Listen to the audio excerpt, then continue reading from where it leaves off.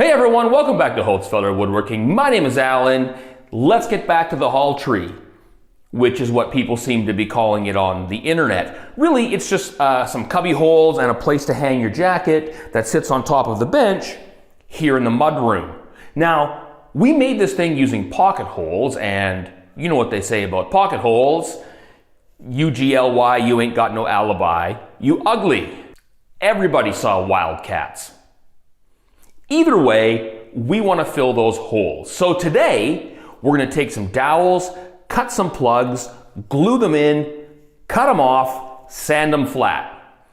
Once it's painted, no one's ever going to know they're there. They're there. I just said they're there.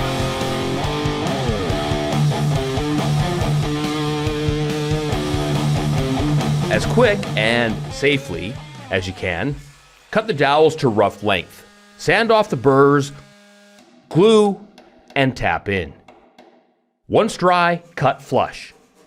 Worst Great White song ever. Sand flat, fill in any gaps. Next, apply a coat of primer. And remember, whenever possible, get that tarp off. While that's drying, I'm cutting the 12mm MDF for the back. It is far too big for the table saw, so I actually cut it to final size with the track saw. Glue it up and fit it into place. This is one of those spots where I would rather use too much glue than not enough. Once it's in place, secure it with brad nails.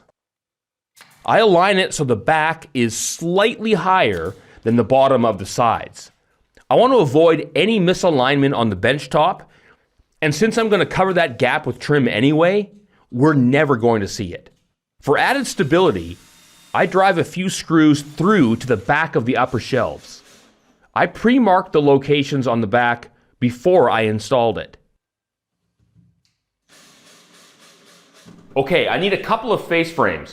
One for the upper part of the mudroom bench, and another one for the cabinet on the other side of the room. For that, I like to use beech or bucha.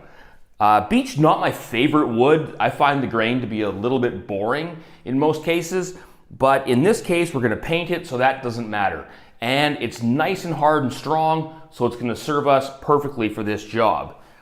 I like to head down to the Sägewerk, the sawmill, pick up some rough sawn beech. In this case, it's 3 centimeters thick, 30 wide, 5 meters long. I have them use the chainsaw to cut it in half, approximately, just so I can somewhat fit it in the car. Now that means we're gonna have to plane this down, and we're back to using the sled with some wedges and a glue gun. So first step, I gotta cut some wedges. The hard part is remembering to square up your saw after you're done. We don't need the entire 2.5 meters, nor would that even fit into my shop. So I check for cupping and cracks to pick the best possible piece. Once that's cut down, I lay it onto the sled and wedge it into place. A hot glue gun keeps everything secure.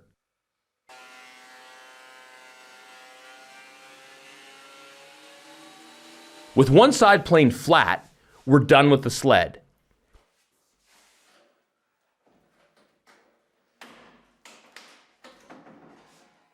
Flip it over and plane the other side. Identify the low spots and add some pencil marks to the entire piece. Once they're all gone, you know it's flat. I use the track saw to square up one edge and then cut 1-inch strips on the table saw.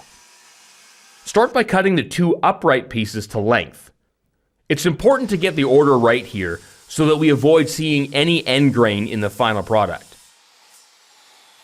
The glue will do the work, but the brad nails keep it in place.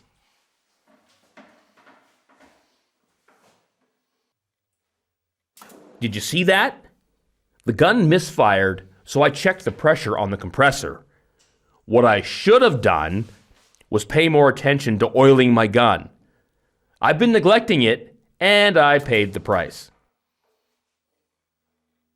With the sides in place, I add the 2 cross pieces. Sneak up on this cut for a tight fit. Lastly, square up and add the 2 center pieces. The holes from the brad nails are easily filled with putty.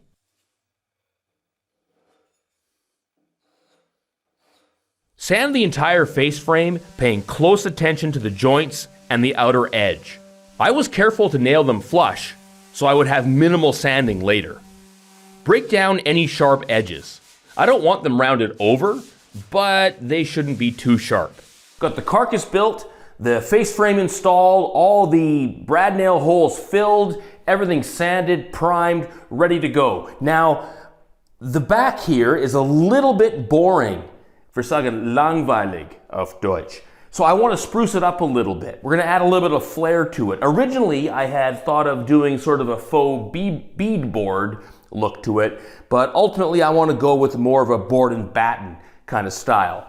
So I've cut up some 1/2-inch MDF, 12 mil, into some strips. The challenge here is I would like these to be centered, the same as the cubbyhole dividers, but I also want these panels to be the same width. That means the outer edges have to be a much smaller half size in order to make that happen. The other challenge is going to be when I screw this to the wall, I want to be able to go through 2 layers of MDF. So that's a full inch when I tack it on for added strength. Now, you know my policy on not seeing screws, so how am I going to hide those? Originally, I was going to put it through 1 layer of MDF and then use these to cover it. But I would rather hide them with the coat hooks, as I did in the coat hook video, which you can look back on. Now, that presents a few more challenges. If I have a full strip at the top of the trim, that's not going to leave me enough room down below to add another strip to attach the coat hangers, which is what I want. So I'm going to have to kind of figure that out, what that design is going to look like exactly, because I would like to attach all of this while it's still down here on the floor, because that's going to allow me to drill right through into the wall. The last challenge is going to be the bottom strip of trim. I would like it to be the exact same size. However, I want to add that on last. So I'm going to put all the trim on here except for that bottom piece, because I want to be able to custom fit it to the bench. I don't want there to be a gap between the trim and the bench, and I can't guarantee I can do that down here. So let's get to it. But I quickly changed course. If I add the top 2 rails, I can secure the unit to the wall and then cut the bottom pieces to fit exactly. I use a couple of spacers to align the main rail. I paint as much of the unit as I can before attaching it to the wall.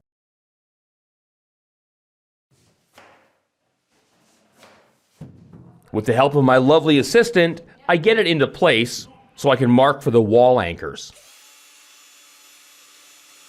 And lovely assistant number 2 keeps things tidy while I drill. With the anchors inserted, I screw it to the wall. 3 screws across the rail and 2 in the cubby holes. By far the most mentally taxing part of the project was having to screw into the oak bench top. Dangerously close to a Dan Aykroyd sketch. I glue and nail the bottom rail into place and then fit the 4 stiles.